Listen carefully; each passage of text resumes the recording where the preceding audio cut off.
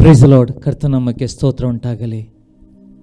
ಯೇಸುವಿನ ನಾಮದಲ್ಲಿ ನಾವು ಈ ಸಮಯದಲ್ಲಿ ಆತನ ಆರಾಧನೆ ಮಾಡಲಿಕ್ಕೋಸ್ಕರ ಆತ ನಮ್ಮನ್ನು ಸೇರಿಸಿ ಆತನು ಈ ಸಮಯದ ತನಕ ನಮ್ಮನ್ನು ಕಾಪಾಡಿಕೊಂಡು ಬಂದಿದ್ದಾನೆ. ಕಳೆದ ದಿವಸಗಳು ಕಠಿಣ ದಿವಸಗಳಾಗಿರ್ಬೋದು, ಪರಿಸ್ಥಿತಿಗಳು ಬಂದಿರ್ಬೋದು, ಅದರ ಮಧ್ಯದಲ್ಲಿ ದೇವರು ನಮ್ಮನ್ನು ಉನ್ನತವಾಗಿ ನಡೆಸಿಕೊಂಡು ಬಂದು ಇನ್ನೊಂದರ್ತಿ ಅಂತರಾಳದಲ್ಲಿ ನಾವು ಆತನ ಆರಾಧನೆ ಮಾಡಬೇಕು. ಆತನ ಪ್ರೀತಿ, ಆತನು ಮಾಡಿದ ಕರುಣೆ, ದಯೆಯನ್ನು ವರ್ಣಿಸುತ್ತಾ ಆತ ನಮ್ಮನ್ನು ಕೊಂಡಾಡಬೇಕೆಂಬುದು ಆತ ನಮ್ಮನ್ನು ಆರಿಸಿಕೊಂಡಿದ್ದಾನೆ. ಪ್ರಿಯರೇ, ಇವತ್ತು ಯೂಟ್ಯೂಬ್ ಮುಖಾಂತರ, ನೀವು ಮಾಧ್ಯಮದ ಮುಖಾಂತರ ಅನೇಕ ಕಡೆಯಲ್ಲಿ ನೀವು ನೋಡ್ತಿರ್ಬೋದು. ನೀವು ಎಲ್ಲಿ ನೋಡಿದ್ರೂ ಪರವಾಗಿಲ್ಲ, ಅದು ದೇಶಕ್ಕೆ ಸ್ಥಾನ ಆತನು ಇವತ್ತು ನಿಮ್ಮ ಪಕ್ಕದಲ್ಲಿ, ನಿಮ್ಮ ಮನೆಗೆ ಆತನು ಬರಲಿಕ್ಕೆ ಬಯಸ್ತಿದ್ದಾನೆ.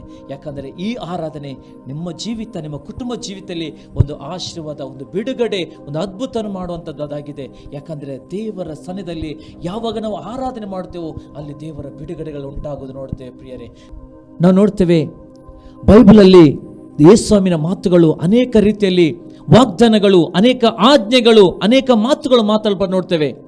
ಪ್ರಿಯರೇ, ಯಾವಾಗ ಯೇಸುವಿನ ಮಾತನ್ನು ಆತನು ನಂಬಿದನೋ ಆಗಲೇ ಆ ಆಳು ಗುಣವಾದದ್ದು ನೋಡ್ತೇವೆ. ಪ್ರಿಯರೇ, ಒಂದು ಸಲ ಯೇಸು ಕ್ರಿಸ್ತನು ನಾವು ನೋಡ್ತೇವೆ ಯಾಯಿರನ ಮನೆಗೆ ಹೊರಡ್ತಿರುವಾಗ 12 ವರ್ಷದಿಂದ ರಕ್ತಕುಸುಮ ಸ್ತ್ರೀಯು ಆ ಯೇಸುವಿನ ಉಡುಪಿನ ಗುಂಡನ್ನು ಮುಟ್ಟಿದರು ನೋಡ್ತೇವೆ.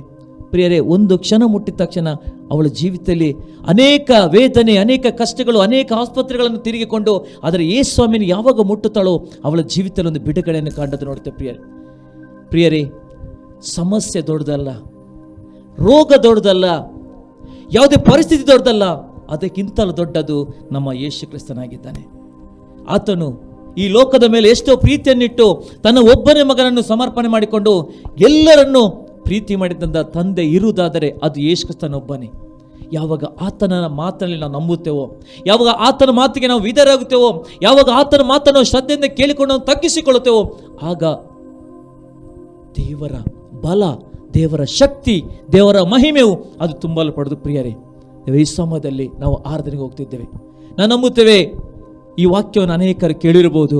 ಆದರೆ ಒಂದು ಕ್ಷಣ ಯೇಸುವೆ ನನ್ನ ಮನೆಗೆ ಬರಬೇಕು, ಯೇಸುವೆ ನನ್ನ ಹೃದಯದೊಳಗೆ ಬಾ, ಯೇಸುವೆ ನನ್ನ ಮನಸ್ಸಿನೊಳಗೆ ಬಾ, ಪವಿತ್ರಾತ್ಮ ನನ್ನೊಳಗೆ ಬಾ ಎಂಬುದು ನೀವು ಕರೆಯುವುದಾದರೆ ಯೇಸು ಕ್ರಿಸ್ತನು ಇವತ್ತೇ ಈ ಕ್ಷಣವೇ ನಿಮ್ಮ ಮನೆಗೆ, ನಿಮ್ಮ ಮನದೊಳಗೆ ಆತನು ಬರಲಿಕ್ಕೆ ಬಯಸ್ತಾನೆ. ಪ್ರಿಯರೇ, ಯಾಕಂದರೆ ಆತನಿದ್ದರೆ ಮಾತ್ರ ಮನೆಯು ಅದು ಒಂದು ಸಂಭ್ರಮೋತ್ಸವದಲ್ಲಿ ಒಂದು ಹರ್ಷಧ್ವನಿಯ ಹಾಗೆ ಮಾಡ್ತಾನೆ ಆ ಯೇಸು ಕ್ರಿಸ್ತನೊಬ್ಬನೇ. ಯಾವಾಗ ನೋಡ್ತೇವೆ ಆ ಸುಂಕದವನ ಮನೆಗೆ ಬಂದ ತಕ್ಷಣ ಸುಂಕದವನ ಮನೆಯು ರಕ್ಷಿಸಲ್ಪಟ್ಟದ್ದು ನೋಡ್ತೇವೆ. ಪ್ರಿಯರೇ, ಯಾರ ಮನೆಗೆ ಯೇಸು ಕ್ರಿಸ್ತನು ಬರ್ತಾನೋ, ಯಾರ ಮನೆಯಲ್ಲಿ ಯೇಸು ಕ್ರಿಸ್ತನನ್ನು ಆರಾಧನೆ ಮಾಡ್ತೇವೋ, ಯಾರ ಮನೆಯಲ್ಲಿ ಯೇಸು ಕ್ರಿಸ್ತನನ್ನು ನಾವು ಆತನ ಸಾನ್ನಿಧ್ಯಕ್ಕೆ ನಾವು ಒಪ್ಪಿಸಿಕೊಡ್ತೇವೋ ಅವನ ಜೀವಿತದಲ್ಲಿ, ಅವನ ಕುಟುಂಬದಲ್ಲಿ ಒಂದು ಆಶೀರ್ವಾದ ಕಾಣಲಿಕ್ಕೆ ಮಾತ್ರ ಸಾಧ್ಯ. ಪ್ರಿಯರೇ, ಸಮಯದಲ್ಲಿ ನಾವು ಆರಾಧನೆಗೋಸ್ಕರ ಬಂದಿದ್ದೇವೆ. ಪ್ರಿಯ, ನಮ್ಮನ್ನು ನಾವು ತಗ್ಗಿಸಿಕೊಳ್ಳುವ. ನಮ್ಮಲ್ಲಿ ಯಾವ ಸಂಗತಿಗಳು ದೇವ ಇನ್ನೂ ನಂಬಲಿಲ್ಲವೋ, ಇನ್ನೂ ನಾವು ಏನು ನಿರೀಕ್ಷೆ ಇಡಿಲ್ಲವೋ ಈ ಸಮಯದಲ್ಲಿ ಪರಿಪೂರ್ಣವಾಗಿ ಆತನ ಸಾನ್ನಿಧ್ಯಕ್ಕೆ ನಮ್ಮನ್ನು ಒಪ್ಪಿಸಿಕೊಡ್ತಾ, ದೇವ ನನ್ನೊಳಗೆ ಬಾ, ಪವಿತ್ರಾತ್ಮ ನನ್ನೊಳಗೆ ಬಾ, ನನ್ನ ಮನೆಗೆ ಬಾ ಎಂಬುದು ಆತನ ಕರೆಯುವ. ಆತನು ಒಂದು ಕ್ಷಣ ಬಂದು ಆತನ ಪರಿಪೂರ್ಣವಾಗಿ ಆರಾಧಿಸಿದರೆ ಆತನ ಪ್ರಸನ್ನತೆ, ಆತನ ಮಹಿಮೆ ಆತನ ಸೂರ್ಯ ಮಾಡುವನಾಗಿದ್ದಾನೆ. ಸ್ವರ್ಗ ನಮ್ಮ ತಂದೆ ದೇವರೇ, ನಿನ್ನ ವಾಕ್ಯದ ಮುಖಾಂತರ ನಾವು ಈ ಸಮಯದಲ್ಲಿ ನಾವು ಓದಿದ್ದೇವೆ, ನಾವು ನಂಬುತ್ತೇವೆ. ಪವಿತ್ರಾತ್ಮನೇ, ನೀನು ಒಂದು ಮಾತು ಒಬ್ಬನ ಜೀವಿತದಲ್ಲಿ, ಒಂದು ಕುಟುಂಬದಲ್ಲಿ ಕಾರ್ಯ ಮಾಡಲಿಕ್ಕೆ ಸಾಧ್ಯ ಉಂಟು ಕರ್ತನೆಪ್ಪ. ದೇವ, ಆ ಒಂದು ಮಾತು ನಮ್ಮಲ್ಲಿ ಮಾತನಾಡು ದೇವ, ಒಂದೊಂದು ಮಾತುಗಳು ಒಬ್ಬರ ಜೀವಿತದಲ್ಲಿ ಮಾತನಾಡು ಕರ್ತನೆಪ್ಪ. ಯಾಕಂದರೆ ಸ್ವಾಮಿ ದೇವ, ಹೌದು ಕರ್ತನೆಪ್ಪ, ನೀನು ಒಬ್ಬನೇ ಅದ್ಭುತ ಸ್ವರೂಪನೆಂಬುದು ಪ್ರತಿಯೊಬ್ಬರು ತಿಳ್ಕೊಳ್ಳೋ ರೀತಿಯಲ್ಲಿ ಸ್ವಾಮಿ ದೇವ ನಿನ್ನ ಕಾರ್ಯಗಳು ಕರ್ತನೆಪ್ಪ ಈ ಆರಾಧನೆ ಮುಖಾಂತರ ಒಂದೊಂದು ಮನೆಯಲ್ಲೂ ಸ್ವಾಮಿ ನಿನ್ನ ಮಹಿಮೆಯು ತುಂಬಲ್ಪಡಲಿ. ಪವಿತ್ರಾತ್ಮನೇ, ಇದನ್ನು ನೋಡುವಂಥ ಒಬ್ಬೊಬ್ಬ ವೀಕ್ಷಕರಾಗಲಿ, ಅವರ ಕುಟುಂಬದಲ್ಲಾಗಿರ್ಬೋದು, ಅವರ ವ್ಯಕ್ತಿಯಲ್ಲಿದ್ದರೂ ಅಪ್ಪ ಆ ಒಂದು ನಿನ್ನ ಮಾತು ಅವರ ಜೀವಿತದಲ್ಲಿ ಪ್ರಭಾವ ಬೀರಲಿ, ಅವರು ನಿನ್ನನ್ನು ಕಂಡುಕೊಳ್ಳುವ ರೀತಿಯಲ್ಲಿ ಕಾರ್ಯ ಮಾಡಬೇಕಾಗಿ ಪ್ರಾರ್ಥಿಸಿಕೊಳ್ಳುತ್ತೇವೆ ಕರ್ತನೆಪ್ಪ. ಪ್ರಾರಂಭದ ಕಡತನಕ ಸ್ವಾಮಿ ದೇವ ಪವಿತ್ರಾತ್ಮನೇ, ನಿನ್ನ ಆತ್ಮವನ್ನು ನಮ್ಮ ಜೊತೆಯಲ್ಲಿದ್ದುಕೊಂಡು ನಮ್ಮ ನಡೆಸು, ನೀನು ಮಹಿಮೆ ಹೊಂದು. ಯೇಸುವಿನ ನಾಮದಲ್ಲಿ ಪ್ರಾರ್ಥನೆ ಬೇಡೊಂದಿನ ತಂದೆ, ಆಮೇನ್. Price the lord. ನಾವು ಇನ್ನೊಂದು ಅರ್ಥ, ನಾವು ಆತನ ಆರಾಧನೆ ಮಾಡಲಿಕ್ಕೆ ಹೋಗ್ತಿದ್ದೇವೆ. ನಾವೆಲ್ಲರೂ ಎದ್ದು ನಿಂತುಕೊಳ್ಳುವ, ಕರ್ತನ ಸಾನ್ನಿಧ್ಯದಲ್ಲಿ ಆತನನ್ನು ಸಂಭ್ರಮಿಸೋಣ.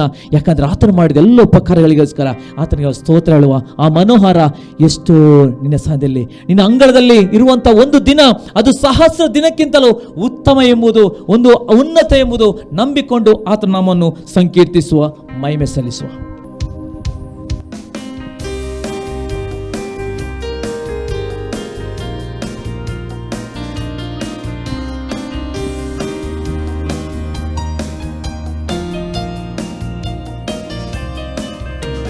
ಮನೋಹರ ಎಂದು ನಿನ್ನಾಲಯ, ಎಷ್ಟು ಆನಂದ ನಿನ್ನ ಅಂಗಳದಲ್ಲಿ.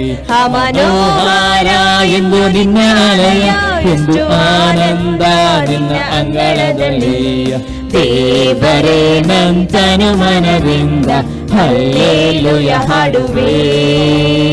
ದೇವರೇ ನಂತನು ಮನದಿಂದ ಹಲ್ಲೆಲೂಯ ಹಾಡುವೆ. ಯೇಸು ಒಳ್ಳೆವ, ಎಲ್ಲರನ್ನು ಬಲ್ಲವ, ತನ್ನ ಮಕ್ಕಳಿಗೆಂದು ಆಶ್ರಯ. ಯೇಸು ಒಳ್ಳೆವ, ಎಲ್ಲರನ್ನು ಬಲ್ಲವ, ತನ್ನ ಮಕ್ಕಳಿಗೆಂದು ಆಶ್ರಯ. ದೇವರೇ ನಂತನು ಮನದಿಂದ ಹಲ್ಲೆಲೂಯ ಹಾಡುವೆ. ದೇವರೇ ನಂತನು ಮನದಿಂದ ಹಲ್ಲೆಲೂಯ ಹಾಡುವೆ. ನಿನ್ನ ವೇದಿಗಳ ಬಳಿಯಲ್ಲಿಯೇ ಇದ್ದು ಗುಬ್ಬಿಗೆ ಮನೆಯು ಪಾರಿವಾಳಕ್ಕೆ ಗೂಡು. ನಿನ್ನ ವೇದಿಗಳ ಬಳಿಯಲ್ಲಿಯೇ ಇದ್ದು ಗುಬ್ಬಿಗೆ ಮನೆಯು ಪಾರಿವಾಳಕ್ಕೆ ಗೂಡು. ದೊರಕಿದ ಹಾಗೆ ನನ್ನಯ ಮನವು ಹೊಂದಲು ಬಯಸುವುದು. ದೊರಕಿದ ಹಾಗೆ ನನ್ನಯ ಮನವು ಹೊಂದಲು ಬಯಸುವುದು. ಯೇಸು ಒಳ್ಳೆವ, ಎಲ್ಲರನ್ನು ಬಲ್ಲವ, ತನ್ನ ಮಕ್ಕಳಿಗೆಂದು ಆಶ್ರಯ. ಯೇಸು ಒಳ್ಳೆವ, ಎಲ್ಲರನ್ನು ಬಲ್ಲವ, ತನ್ನ ಮಕ್ಕಳಿಗೆಂದು ಆಶ್ರಯ. ದೇವರೇ ನಂತನು ಮನದಿಂದ ಹಲ್ಲೆಲೂಯ ಹಾಡುವೆ. ದೇವರೇ ನಂತನು ಮನದಿಂದ ಹಲ್ಲೆಲೂಯ ಹಾಡುವೆ. ನಿನ್ನ ಅಂಗಳದಲ್ಲಿ ಒಂದು ದಿನ ಬೇರೆ ಸಹಸ್ರ ದಿನಕ್ಕಿಂತ ಉತ್ತಮವು. ನಿನ್ನ ಅಂಗಳದಲ್ಲಿ ಒಂದು ದಿನ ಬೇರೆ ಸಹಸ್ರ ದಿನಕ್ಕಿಂತ ಉತ್ತಮವು. ದುಷ್ಟರ ಗೂಡಾರಗಳಲ್ಲಿ ವಾಸಿಸುವುದಕ್ಕಿಂತ ನನ್ನ ದೇವರ ಆಲಯದ ಬಾಗಿಲು ಕಾಯುವುದೇ ಲೇಸು. ಯೇಸು ಒಳ್ಳೆವ, ಎಲ್ಲರನ್ನು ಬಲ್ಲವ, ತನ್ನ ಮಕ್ಕಳಿಗೆಂದು ಆಶ್ರಯ. ಯೇಸು ಒಳ್ಳೆವ, ಎಲ್ಲರನ್ನು ಬಲ್ಲವ, ತನ್ನ ಮಕ್ಕಳಿಗೆಂದು ಆಶ್ರಯ. ದೇವರೇ ನಂತನು ಮನದಿಂದ ಹಲ್ಲೆಲೂಯ ಹಾಡುವೆ. ದೇವರೇ ನಂತನು ಮನದಿಂದ ಹಲ್ಲೆಲೂಯ ಹಾಡುವೆ. ನಿನ್ನ ವೇದಿಗಳ ಬಳಿಯಲ್ಲಿಯೇ ಇದ್ದು ಗುಬ್ಬಿಗೆ ಮನೆಯೋ ಪಾರಿವಾಳಕ್ಕೆ ಗೂಡು. ನಿನ್ನ ವೇದಿಗಳ ಬಳಿಯಲ್ಲಿಯೇ ಇದ್ದು ಗುಬ್ಬಿಗೆ ಮನೆಯೋ ಪಾರಿವಾಳಕ್ಕೆ ಗೂಡು. ದೊರಕಿದ ಹಾಗೆ ನನ್ನಯ ಮನವು ಹೊಂದಲು ಬಯಸುವುದು.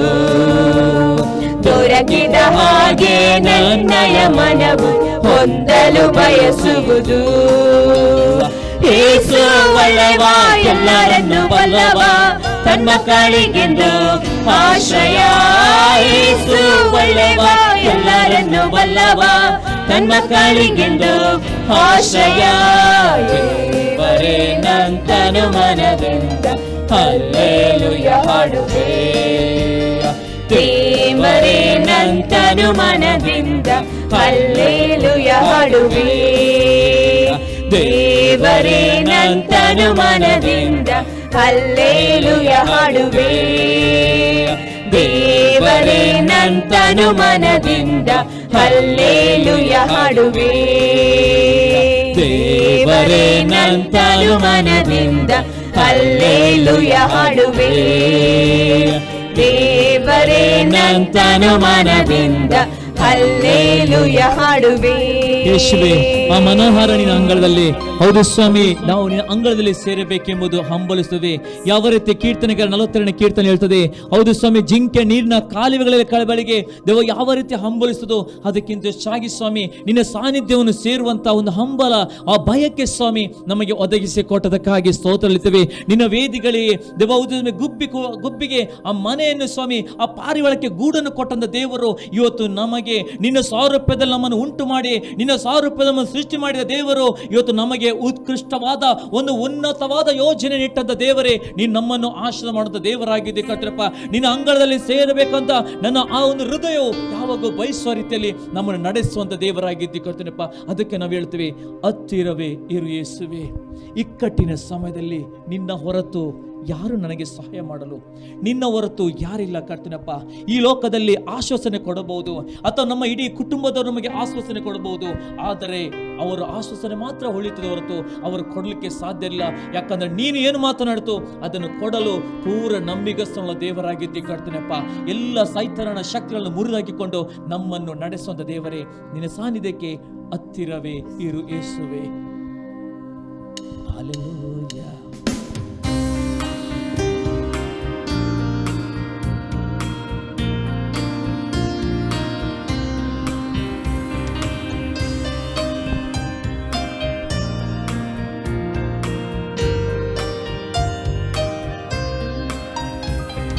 ಹತ್ತಿರವೇ ಇರು ಯೇಸುವೇ, ಇಕ್ಕಟ್ಟಿನ ಸಮಯದಲ್ಲಿ. ಹತ್ತಿರವೇ ಇರು ಯೇಸುವೇ, ಇಕ್ಕಟ್ಟಿನ ಸಮಯದಲ್ಲಿ. ನಿನ್ನ ಹೊರತು ಯಾರೂ ಇಲ್ಲ ನನಗೆ ಸಹಾಯ ಹಸ್ತ ನೀಡಲು. ನಿನ್ನ ಹೊರತು ಯಾರೂ ಇಲ್ಲ ನನಗೆ ಸಹಾಯ ಹಸ್ತ ನೀಡಲು. ಹತ್ತಿರವೇ ಇರು ಯೇಸುವೇ, ಇಕ್ಕಟ್ಟಿನ ಸಮಯದಲ್ಲಿ. ಹತ್ತಿರವೇ ಇರು ಯೇಸುವೇ, ಇಕ್ಕಟ್ಟಿನ ಸಮಯದಲ್ಲಿ. ಬಲಹೀನ ವೇಳೆಯಳು ಬಲವಾಗಿ ಇರು ಯೇಸುವೇ, ಬಲಹೀನ ವೇಳೆಯಳು ಬಲವಾಗಿ ಇರು ಯೇಸುವೇ. ಅಜ್ಞಾನದ ವೇಳೆಯಳು ಜ್ಞಾನವನಿರು ಯೇಸುವೇ, ಅಜ್ಞಾನದ ವೇಳೆಯಳು ಜ್ಞಾನವನಿರು ಯೇಸುವೇ. ಹತ್ತಿರವೇ ಇರು ಯೇಸುವೇ, ಇಕ್ಕಟ್ಟಿನ ಸಮಯದಲ್ಲಿ. ಹತ್ತಿರವೇ ಇರು ಯೇಸುವೇ, ಇಕ್ಕಟ್ಟಿನ ಸಮಯದಲ್ಲಿ. ಸೈತಾನನ ತಂತ್ರಗಳನ್ನು ತಿಳಿಸಿ ಕೊಡು ಯೇಸುವೇ, ಸೈತಾನನ ತಂತ್ರಗಳನ್ನು ತಿಳಿಸಿ ಕೊಡು ಯೇಸುವೇ. ವಾಕ್ಯದ ರಹಸ್ಯವನ್ನು ಕಲಿಸಿ ಕೊಡು ಯೇಸುವೇ ನನಗೆ. ವಾಕ್ಯದ ರಹಸ್ಯವನ್ನು ಕಲಿಸಿ ಕೊಡು ಯೇಸುವೇ. ಹತ್ತಿರವೇ ಇರು ಯೇಸುವೇ, ಇಕ್ಕಟ್ಟಿನ ಸಮಯದಲ್ಲಿ. ಹತ್ತಿರವೇ ಇರು ಯೇಸುವೇ, ಇಕ್ಕಟ್ಟಿನ ಸಮಯದಲ್ಲಿ. ಮಾರ್ಗ ತಪ್ಪಿ ಹೋಗುವಾಗ ಮಾರ್ಗವನ್ನು ತೋರು ಯೇಸುವೇ, ಮಾರ್ಗ ತಪ್ಪಿ ಹೋಗುವಾಗ ಮಾರ್ಗ ತಪ್ಪಿ ತೋರು ಯೇಸುವೇ. ಸ್ವರ್ಗದಲ್ಲಿ ಒಂದು ಸ್ಥಳವ ನನಗೆ ನೀಡು ಯೇಸುವೇ, ಸ್ವರ್ಗದಲ್ಲಿ ಒಂದು ಸ್ಥಳವ ನನಗೆ ನೀಡು ಯೇಸುವೇ. ಹತ್ತಿರವೇ ಇರು ಯೇಸುವೇ, ಇಕ್ಕಟ್ಟಿನ ಸಮಯದಲ್ಲಿ. ಹತ್ತಿರವೇ ಇರು ಯೇಸುವೇ, ಇಕ್ಕಟ್ಟಿನ ಸಮಯದಲ್ಲಿ. ಬಲಹೀನ ವೇಳೆಯಳು ಬಲವಾಗಿ ಇರು ಯೇಸುವೇ, ಬಲಹೀನ ವೇಳೆಯಳು ಬಲವಾಗಿ ಇರು ಯೇಸುವೇ, ಅಜ್ಞಾನದ ವೇಳೆಯಳು ಜ್ಞಾನವ ನೀಡು ಯೇಸುವೇ, ಅಜ್ಞಾನದ ವೇಳೆಯಳು ಜ್ಞಾನವ ನೀಡು ಯೇಸುವೇ, ಹತ್ತಿರವೇ ಇರು ಯೇಸುವೇ, ಇಕ್ಕಟ್ಟಿನ ಸಮಯದಲ್ಲಿ ಹತ್ತಿರವೇ ಇರು ಯೇಸುವೇ,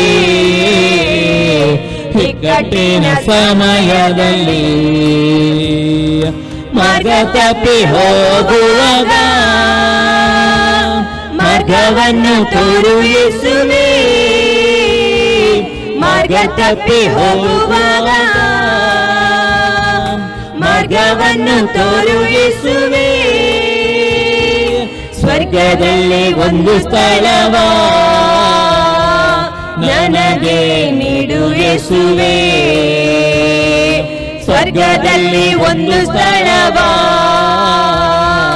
ನನಗೆ ನೀಡು ಯೇಸುವೇ, ಹತ್ತಿರವೇ ಇರು ಯೇಸುವೇ, ಇಕ್ಕಟ್ಟಿನ ಸಮಯದಲ್ಲಿ ಹತ್ತಿರವೇ ಇರು ಯೇಸುವೇ, ಇಕ್ಕಟ್ಟಿನ ಸಮಯದಲ್ಲಿ ನಿನ್ನ ಹೊರತು ಯಾರೂ ಇಲ್ಲ ನನಗೆ ಸಹಾಯ ಹಸ್ತ ನೀಡಲು, ನಿನ್ನ ಹೊರತು ಯಾರೂ ಇಲ್ಲ ನನಗೆ ಸಹಾಯ ಹಸ್ತ ನೀಡಲು, ಹತ್ತಿರವೇ ಇರು ಯೇಸುವೇ. ಹೌದು ಕರ್ತನಪ್ಪ, ನಮ್ಮ ಹತ್ತಿರ ಇರುವಂತ ನಮ್ಮನ್ನ ಹತ್ತಿರ ನಡೆಸುವಂತ ದೇವರಾಗಿದೆ ಕರ್ತನಪ್ಪ ರಾಜ. ನಿನ್ನ ಹೊರತು ಯಾರು ಇಲ್ಲ ಕರ್ತನಪ್ಪ, ಈ ಭೂಲೋಕದಲ್ಲಿ ಯಾರು ನಿನ್ನಾಗೆ ಪ್ರೀತಿಸೋರು ಯಾರು ಇಲ್ಲ, ನಿನ್ನಾಗೆ ದಯ ತೋರಿಸೋರು ಯಾರು ಇಲ್ಲ ಕರ್ತನಪ್ಪ. ಅಪ್ಪ, ಪ್ರತಿ ಕ್ಷಣವೂ ಸ್ವಾಮಿ ನಮ್ಮನ್ನು ಪ್ರೀತಿಸಿ ನಮ್ಮನ್ನು ನಡೆಸುವಂತ ದೇವರಾಗಿದ್ದಿ. ಬಲಹೀನ ವೇಳೆಯಲ್ಲಿ ಬಲವನ್ನು ಕೊಡುವಂತ ದೇವರು ಕರ್ತನಪ್ಪ. ಯಾವ ಹಸಿವೆಯಲ್ಲಿರುವಾಗ ಯಾವ ಸಮೃದ್ಧಿಯಾಗಿ ಪೋಷಿಸಿ ನಡೆಸುವಂತ ದೇವರಾಗಿದೆ ಕರ್ತನಪ್ಪ. ನಿನ್ನ ಸಾನ್ನಿಧ್ಯದಲ್ಲಿ ಒಂದು ಬಿಡುಗಡೆ, ನಿನ್ನ ಸಾನ್ನಿಧ್ಯದಲ್ಲಿ ಒಂದು ಅದ್ಭುತವನ್ನು ಕಾಣಲಿಕ್ಕೆ ಸಾಧ್ಯವಾಗಿದೆ ಕರ್ತನಪ್ಪ ರಾಜ. ಅದಕ್ಕೆ ನಾವು ಯಾವಾಗಲೂ ಹೇಳ್ತೇವೆ, ನಮ್ಮ ಹತ್ತಿರವಿರಬೇಕು ಸ್ವಾಮಿ. ನೀನು ಹೌದು ಕರ್ತನಪ್ಪ, ನಿನ್ನನ್ನು ಬಿಟ್ಟು ನಾವು ಏನು ಮಾಡ್ಲಿಕ್ಕೂ ಸಾಧ್ಯವಿಲ್ಲ, ನಿನ್ನನ್ನು ಬಿಟ್ಟು ನಾವು ಏನು ಅಲ್ಲಿಗೆ ಹೋಗ್ಲಿಕ್ಕೆ ಸಾಧ್ಯವಿಲ್ಲ.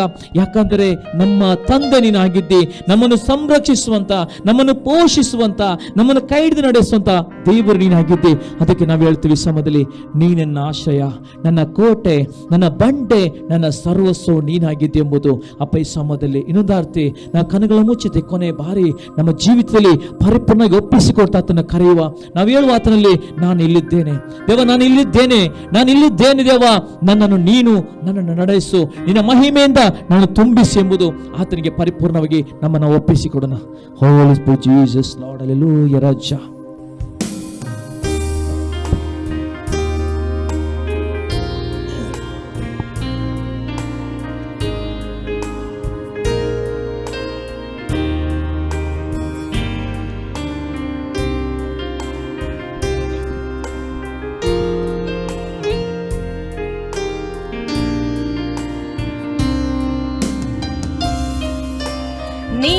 ನನ್ನ ಆಶ್ರಯವು, ನೀ ನನ್ನ ಕೋಟೆಯು, ನೀ ನನ್ನ ಪ್ರಾಣನಾಥ, ನೀ ನನ್ನ ದೇವ, ನೀ ನನ್ನ ಆಶ್ರಯವು, ನೀ ನನ್ನ ಕೋಟೆಯು, ನೀ ನನ್ನ ಪ್ರಾಣನಾಥ, ನೀ ನನ್ನ ದೇವ.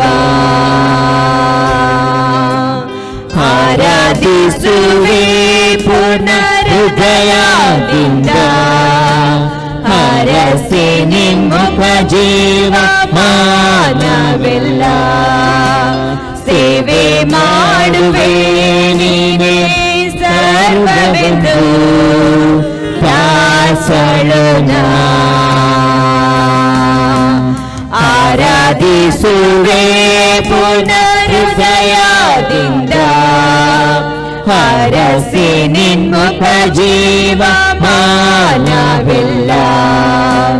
ಸೇವೆ ಮಾಡುವೆ ನೀನೇ ಸರ್ವವೆಂದು ದಾಸಳು ನಾ.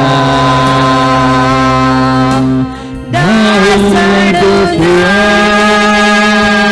ದೇವಾ, ದಾಸಳು ನಾ ದೇವಾ, ದಾಸಳು ನಾ ದೇವಾ, ದಾಸಳು ನಾ. ನನ್ನ ರಕ್ಷಕನು, ನೀ ನನ್ನ ವೈದ್ಯನು, ನೀ ನನ್ನ ಸಂತೃಪ್ತಿಯು, ನೀ ನಂದೇವಾ, ನೀ ನನ್ನ ರಕ್ಷಕನು, ನೀ ನನ್ನ ವೈದ್ಯನು, ನೀ ನನ್ನ ಸಂತೃಪ್ತಿಯು, ನೀ ನಂದೇವಾ. ಆರಾಧಿಸುವೆ ಪುನರುದಯದಿಂದ, ಹರಸಿ ನಿನ್ಮುಖ ಜೀವ ಮಾನವೆಲ್ಲ.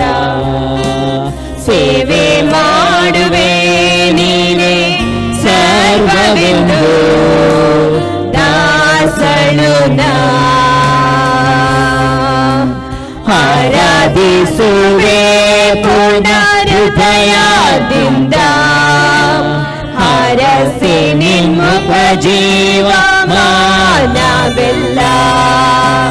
ಸೇವೆ ಮಾಡುವೆ ನೀನೇ ಸರ್ವವೆಂದು ದಾಸಳು ನಾ. ದಾಸನು ನಾ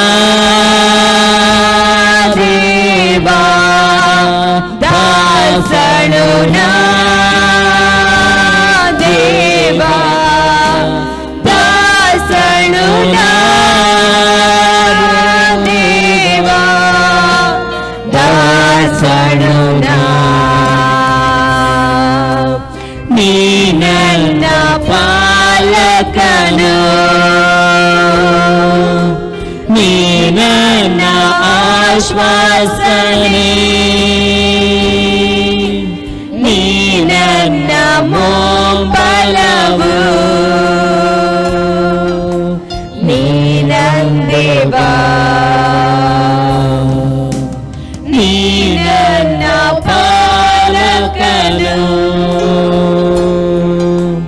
ನೀ ನನ್ನ ಆಶ್ವಾಸನೆ,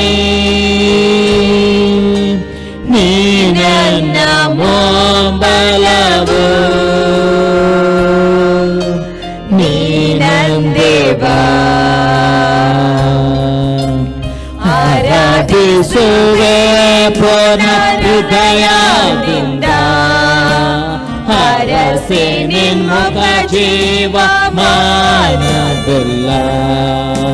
ಸೇವೆ ಮಾಡುವೆ ನೀನೇ ಸರ್ವವೆಂದು ದಾಸಳು ನಾ. ಆರಾಧಿಸುವೆ ಪುನರುದಯದಿಂದ,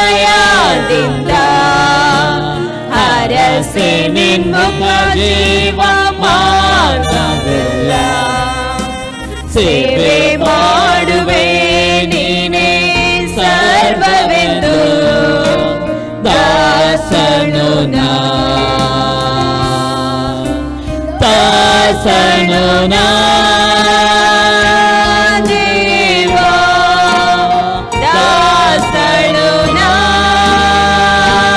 ದೇವಾ, ದಾಸಳು ನಾ ದೇವಾ,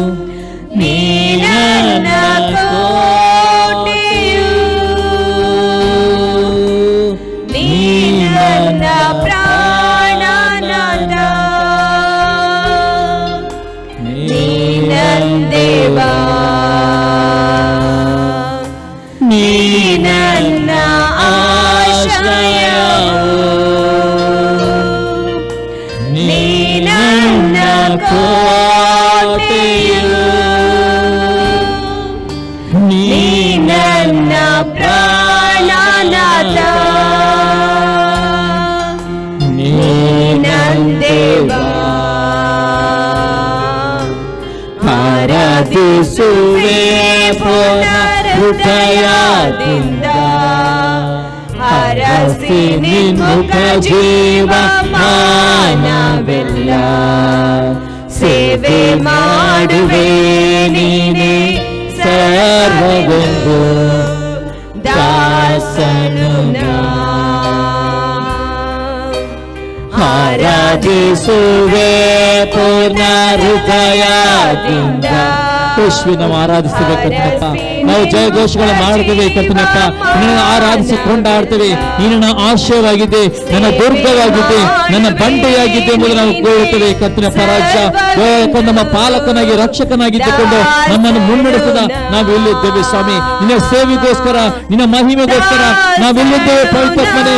ನಾನು ಎಲ್ಲಿದ್ದೇವೆ ಪವಿತ್ರಪ್ಪನೇ. ನಿನ್ನ ಮಹಿಮೆಯು ತುಂಬಲ್ಪಡಲಿ ಸ್ವಾಮಿ. ನಿನ್ನ ಅಭಿಷೇಕವು ತುಂಬಲ್ಪಡಲಿ ಸ್ವಾಮಿ. ಬೆಳಗಿನ ವಿಶೇಷವಾಗಿ ಆರಾಧಿಸಿ ಹೊಂದಲಿ ಸ್ವಾಮಿ. ನಿನ್ನ ವಿಶೇಷ ಮೇಘವು ಉಳಿದಕ್ಕಾಗಿ ನಾವು ಸ್ತೋತ್ರಲಿದ್ದೇವೆ ಪವಿತ್ರಾತ್ಮನೆ. ನಿನ್ನ ಶಕ್ತಿಯನ್ನು ತುಂಬಿಸು, ನಿನ್ನ ಮಹಿಮೆಯನ್ನು ತುಂಬಿಸು. ನಿನ್ನ ಪವಿತ್ರಾತ್ಮನ ಶಕ್ತಿ ಅದು ಬಲಪಡಿಸಲಿ ಸ್ವಾಮಿ. ಆದಿ ಅಪೊಸ್ತಲರ ಕಾಲದಲ್ಲಿ ಉಳಿದಂತ ಮಹಿಮೆ ಸ್ವಾಮಿ, ಆ ಪಂಚಶತಮಾನ ದಿನದಲ್ಲಿ ಉಳಿದಂತ ಮಹಿಮೆ ಸ್ವಾಮಿ, ಇವತ್ತಿಗೆ ಮಹಿಮೆ ಉಳಿಯಲು ಸ್ವಾಮಿ. ಓ ಪ್ರತಿಯೊಂದು ಅವು ಬಂಧನಗಳು ಮುರಿಯಲ್ಪಡಲು, ಎಲ್ಲಾರ್ಥ ಸೈತನ ಶಕ್ತಿಗಳು ಮುರಿಯಲ್ಪಡಲು, ಎಲ್ಲಾರ್ಥ ಅಂಧಕಾರ ಬಲವು ಮುರಿಯಲ್ಪಡಲು ಯೇಸು ನಾಮದಲ್ಲಿ ಒಂದು ಬಾಗಿಗಳು ತೆರಲ್ಪಡಲು, ಒಂದೊಂದು ಬಾಗಿಲು ತೆರಲ್ಪಡಲಿ ಸ್ವಾಮಿ. ನಿನ್ನ ಮಹಿಮೆಯು ಸ್ವಾಮಿ ಉಳಿದಕ್ಕಾಗಿ ನಾವು ಸ್ತೋತ್ರಲಿದ್ದೇವೆ ಸ್ವಾಮಿ. ಇದು ಕತ್ರಪ್ಪ ಆ ಮೋಶೆ ಕಂಡಂತ ಮಹಿಮೆ, ಆ ಯೆಹೋವನ ಕಂಡಂತ ಮಹಿಮೆ ಇವತ್ತಿಗೂ ನಾವು ಕಾಣಲು ಬಯಸ್ತೇವೆ ಸ್ವಾಮಿ. ನಿನ್ನ ಸ್ಪರ್ಶತೆ ನಾವು ಹೊಂದಿಕೊಳ್ಳಿಕ್ಕೆ ಬಯಸ್ತೇವೆ ಕರ್ತನಪ್ಪ. ದೇವ, ನೀನು ಮಾಡಿದಕ್ಕಾಗಿ ಸ್ತೋತ್ರ, ನಿನ್ನ ಮಹಿಮೆ ಹೊಂದಿದಕ್ಕಾಗಿ ಸ್ತೋತ್ರ, ನಿನ್ನ ಪ್ರಸನ್ನತೆಯನ್ನು ಸುರಿತಕ್ಕಾಗಿ ಸ್ತೋತ್ರ. ಅನೇಕ ರೀತಿಯ ಕರ್ತನಪ್ಪ ಕಟ್ಟಡಗಳನ್ನು ಮುರಿದಕ್ಕಾಗಿ ಸ್ತೋತ್ರ. ಅನೇಕ ಆ ದುಷ್ಟನ ಬಲವನ್ನು ನಾಶ ಮಾಡಿದಕ್ಕಾಗಿ ಸ್ತೋತ್ರ. ಇದರ ಮುಖಾಂತರ ನೀನು ಮಹಿಮೆಂದಕ್ಕಾಗಿ ಸ್ತೋತ್ರ. ನೋಡುವಂತ ಒಂದು ಕುಟುಂಬವನ್ನು ನೀನು ಮಹಿಮೆಯನ್ನು ತುಂಬಿಸಕ್ಕಾಗಿ ಸ್ತೋತ್ರಲಿದ್ದೇವೆ ಸ್ವಾಮಿ. ಮುಂದಿನ ಭಾಗದಲ್ಲಿ ವಾಕ್ಯದ ಮುಖಾಂತರ ಮಾತನಾಡುವ ಸ್ವಾಮಿ, ಇನ್ನು ಅನೇಕ ಜನರು ಸ್ವಾಮಿ ಮಾನಸಾಂತರಕ್ಕೆ ಪಶ್ಚಾತ್ತಾಪಕ್ಕೆ ನಡೆಸಿಕೊಂಡು ನಿನ್ನನ್ನು ಪರಿಪೂರ್ಣ ಸ್ವೀಕರಿಸುವಂತ ರೀತಿಯಲ್ಲಿ ನೀನು ನಡೆಸಿಕೊಂಡಬೇಕಾಗಿ ಪ್ರಾರ್ಥಿಸಿಕೊಳ್ಳುತ್ತೇವೆ ಸ್ವಾಮಿ. ಇದರ ಮುಖಾಂತರ ನೀನು ಮಹಿಮೆ ಒಂದು ಯೇಸುವಿನ ನಾಮದಲ್ಲಿ ಪ್ರಾರ್ಥನೆ ಬೇಡ ಎಂದಿದ್ದೇನೆ ತಂದೆ. Amen. Jesus. Price the lord. ದೇವರ ನಮ್ಮ ಸ್ತೋತ್ರವಾಗಲಿ. ಇವತ್ತಿನ ಸಂದೇಶಕ್ಕಾಗಿ ನಾವು ಕಣ್ಣು ಮುಚ್ಚಿಕೊಂಡು ಪ್ರಾರ್ಥನೆ ಮಾಡೋಣ. ಪರಲೋಕದಲ್ಲಿ ತಂದೆ ದೇವರೇ, ಯೇಸು ಕ್ರಿಸ್ತನ ನಾಮದಲ್ಲಿ ನಾವು ನಿನ್ನ ಪಾದ ಸನ್ನಿಧಾನಕ್ಕೆ ಬರುತ್ತೇವೆ. ನಾನು ಧ್ಯಾನ ಮಾಡೋ ಸಂದೇಶವನ್ನು ನಿನ್ನ ಪವಿತ್ರಾತ್ಮನಲ್ಲಿ ಅಭಿಷೇಕಿಸು. ಪವಿತ್ರಾತ್ಮ ನಾನು ನಿನ್ನ ಸ್ವಾಗತಿಸ್ತೇನೆ. ನಮ್ಮ ಒಳ್ಳೆಯ ಬೋಧಕ ನೀನು ಆಗಿದ್ದಿ. ನೀನು ಈ ಸಂದೇಶದ ಮುಖಾಂತರ ನಿನ್ನ ಜನರ ಮಾತನಾಡು. ಈವಾಗಲೇ ಕೆಲವರು ಪ್ರತಿ ಆತ್ಮಿಕ ಜೀವವನ್ನು, ಪ್ರೋತ್ಸಾಹವನ್ನು, ಭಕ್ತಿ ಅಭಿವೃದ್ಧಿಯನ್ನು ಉಂಟು ಮಾಡಿಬಿಟ್ಟು ನಾನು ಬಿಡುಕೊಳ್ತೇನೆ ಯೇಸು ಕ್ರಿಸ್ತನ ನಾಮದಲ್ಲಿ. ಆಮೇನ್. ಇವತ್ತು ಧ್ಯಾನ ಮಾಡ್ತೇವೆ ಕೀರ್ತನೆ ಪುಸ್ತಕ 138 ಅದರಲ್ಲಿ 6ನೇ ವಾಕ್ಯ. ಸಾಮ್ 138 ವರ್ಸ್ 6. ಯೆಹೋವನು ಮಹೋನ್ನತನು, ಆದರೂ ದೀನರನ್ನು ಲಕ್ಷಿಸುತ್ತಾನೆ, ಗರ್ವಿಷ್ಠರನ್ನು ದೂರದಿಂದಲೇ ಗುರುತು ಇಡುತ್ತಾನೆ. ಇಲ್ಲಿ ದಾವೀದನು ಹೇಳ್ತಾನೆ, ಯೆಹೋವನು ಮಹೋನ್ನತನು, ಆದರೂ ದೀನರನ್ನು, ಅದರ್ಥ ದೇವರು ಪರಲೋಕದಲ್ಲಿ ಇದ್ದಾನೆ. ಅದು ಪರಲೋಕದಿಂದ ಆತನು ಈ ಭೂಲೋಕವನ್ನು ದಲ್ಲಿ ದೀನರನ್ನು ರಕ್ಷಿಸ್ತಾನೆ, ಗರ್ವಿಷ್ಠನು ದೂರದಿಂದಲೇ ಗುರುತು ಇಡುತ್ತೆ. ಹಾಗಾದರೆ ಇದರ ಅರ್ಥ ಏನು? ದೀನರು ಎಂದರೆ ಯಾರು ಎಂಬುದಾಗಿ ನಾವು ನಾವು ನೋಡ್ತೇವೆ ದೇವರ ವಾಕ್ಯದಲ್ಲಿ. ನಾವು ದೀನರಾಗಬೇಕೆಂಬ ದೇವರು ಆಜ್ಞೆ ಕೊಟ್ಟಿದ್ದಾರೆ ಪ್ರಿಯರೇ. ಯಾಕಂದರೆ ಯಾರು ದೀನರಾಗ್ತಾರೋ ಅವರ ಮೇಲೆ ದೇವರ ದಯೆ, ಅವರ ಮೇಲೆ ದೇವರ ಆಶೀರ್ವಾದ ಆಗಿದೆ. ದೀನದ ಅಪೋಸಿಟ್ ಅದು ಗರ್ವಿಷ್ಠರು ಆಗಿದ್ದೇವೆ. ಹಾಗಾಗಿ ನಾವು ಆತ್ಮಿಕವಾಗಿ ದೀನರಾಗುವುದೆಂದರೆ ಏನು ಅರ್ಥ ಎಂಬುದಾಗಿ ನಾವು ಅಲ್ಲೊಂಡಬೇಕೆಂಬ ಹೊಸ ಮಡಕ್ಕೆ ನಾವು ಕೆಲವು ವಾಕ್ಯ ಧ್ಯಾನ ಮಾಡೋಣ. ನಾವು ನೋಡ್ತೇವೆ 2ನೇ ಪೂರ್ವಕಾಲ ವರ್ತಮಾನ ಕಾಂಡ 7ನೇ ಆದಿಯಲ್ಲಿ 13 ಮತ್ತು 14ನೇ ವಾಕ್ಯ. 2 Chronicles chapter 7 verse 13 and 14 verse.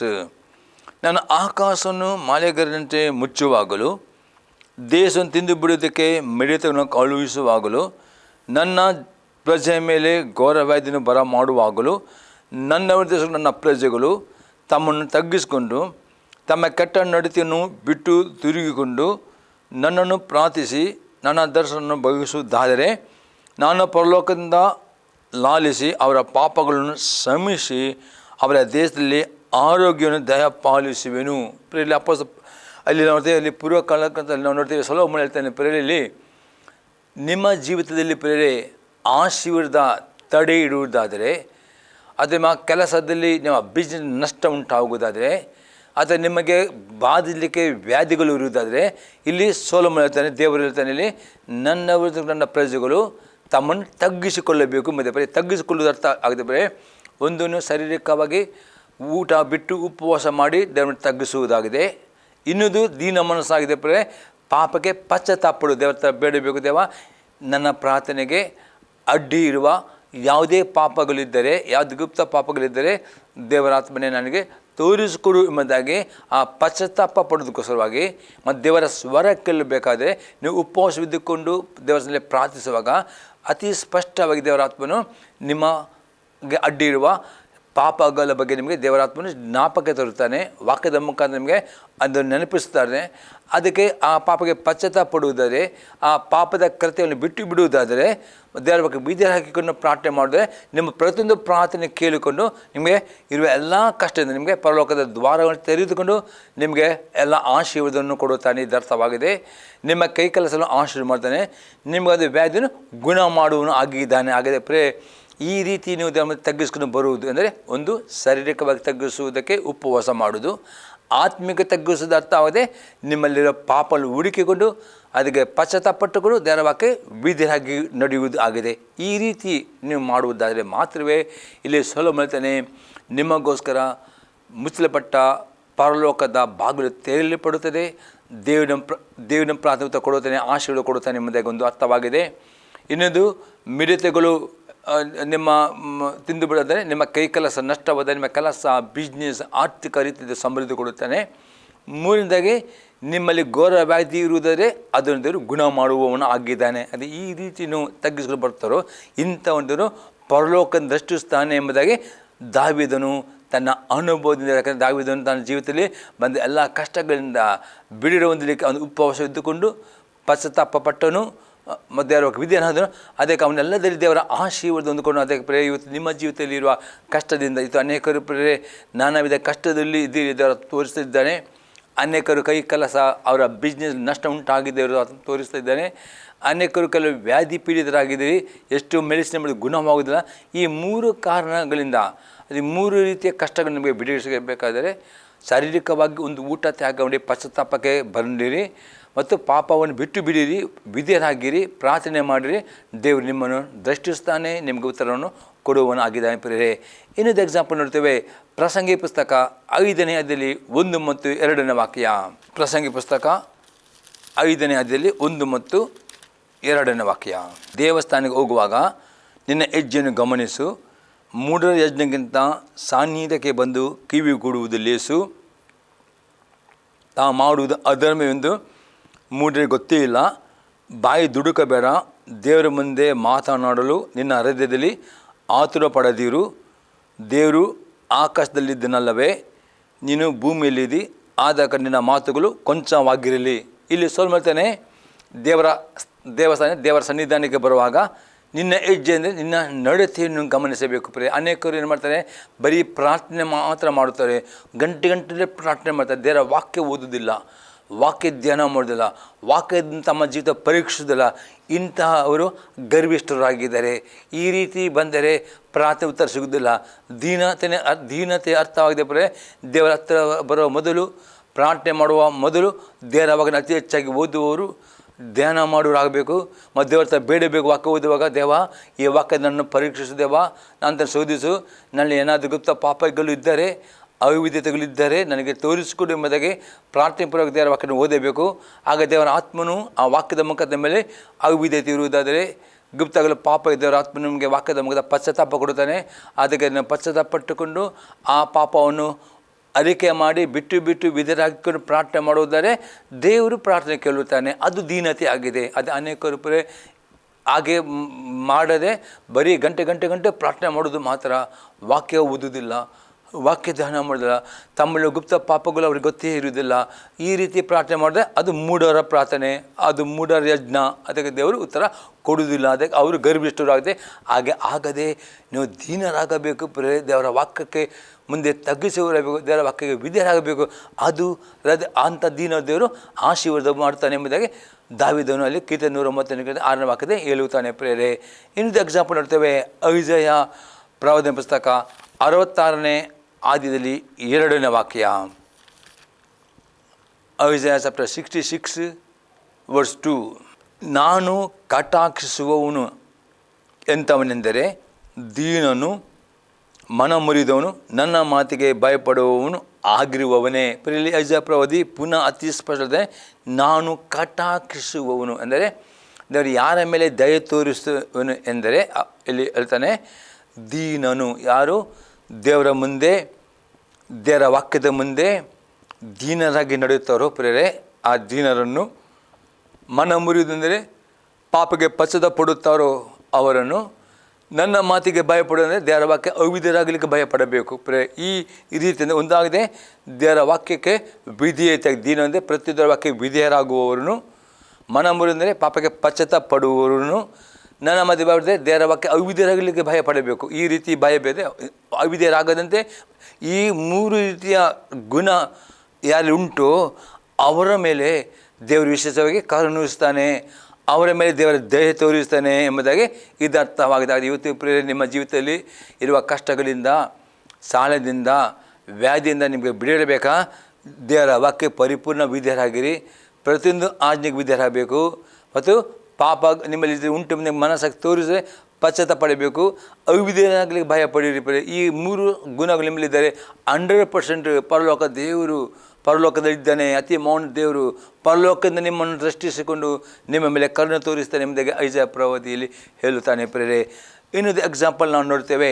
ಯೋವೇಲನ ಪ್ರವಾದನೆ ಪುಸ್ತಕ 2ನೇ ಅಧ್ಯಾಯದಲ್ಲಿ 12ರಿಂದ 14ನೇ ವಾಕ್ಯ ತನಕ. Joel chapter 2 verse 12 to 14. ಯೆಹೋವನು ಇಂತೆನ್ನುತ್ತಾನೆ, ಈಗಲಾದರೂ ನೀವು ಮನಪೂರ್ವಕವಾಗಿ ನನ್ನ ಕಡೆಗೆ ತಿರುಗಿಕೊಂಡು ಉಪವಾಸ ಮಾಡಿರಿ, ಅಲಿರಿ, ಗೋಳಾಡಿರಿ. ನಿಮ್ಮ ಬಟ್ಟೆಗಳನ್ನೆಲ್ಲ ನಿಮ್ಮ ಹೃದಯಗಳನ್ನು ಅರಿದುಕೊಂಡು ನಿಮ್ಮ ದೇವರಾದ ಯೆಹೋವನ ಕಡೆಗೆ ತಿರುಗಿಕೊಳ್ಳಿರಿ. ಆತನ ದಯೆಯು, ಕನಿಕರವು, ದೀರ್ಘಶಾಂತಿಯು, ಮಹಾಕೃಪೆಯುಳ್ಳವನಾಗಿ ಮಾಡಬೇಕೆಂದ ಕೇಡಿಗೆ ಮನ ಮರುಗುತ್ತಾನೆ. ಆತ ಒಂದು ವೇಳೆ ಪಶ್ಚಾತ್ತಾಪಟ್ಟು ಹಿಂದಿರುಗಿ ನಿಮ್ಮ ದೇವರ ಯೆಹೋವನ ಧಾನ್ಯ ಪಾನ ನೈವೇದ್ಯಗಳಿಗೆ ಅನುಕೂಲವಾದ ಸ್ವರವನ್ನು ದಯಪಾಲಿಸಿ ಓದನು. ಪ್ರೇಲೆ ಯೋವೇಲ ಪ್ರವಾದಿ ಕರೆಯುತ್ತಾನೆ ಪ್ರೇರೆ, ನಿಮಗೆ ಆರ್ಥಿಕ ಕ್ಷೇತ್ರದಲ್ಲಿ ಒಂದು ವೇಳೆ ನೀವು ಬಡತನದಲ್ಲಿರುವುದಾದರೆ, ಕೊರತೆಯಲ್ಲಿರುವುದಾದರೆ, ಸಾಲದ ಮುಗ್ಗಟ್ಟಿರುವುದಾದರೆ, ಕಷ್ಟದ ಅಲ್ಲಿ ಯೋವೇಲ ಪ್ರವಾದಿ ದೇವರ ಸನ್ನಿಧಾನಕ್ಕೆ ನೀವು ಉಪವಾಸದೆ ಬರಬೇಕು.